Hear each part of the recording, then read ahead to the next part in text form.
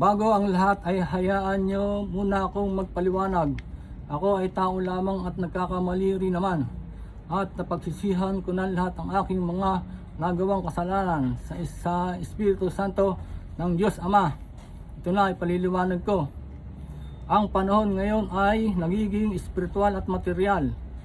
Ito ang pinakabuod ng part 4. Una, matagal nang nangyayari ang panahon ay nagiging espiritual at material. Hindi lang natin alam.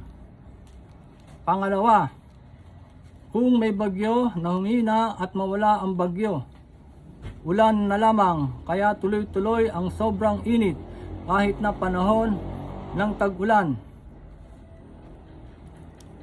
At pangatlo, kung may bagyo na humina at mawala ang bagyo, ulan na lamang, kaya sobrang init kahit na panahon ng tag-ulan, at kaya hindi na tumutuloy ang La Nina noon taon 2023 at taon 2024 dahil sa sobrang init kahit na panahon ng tag-ulan.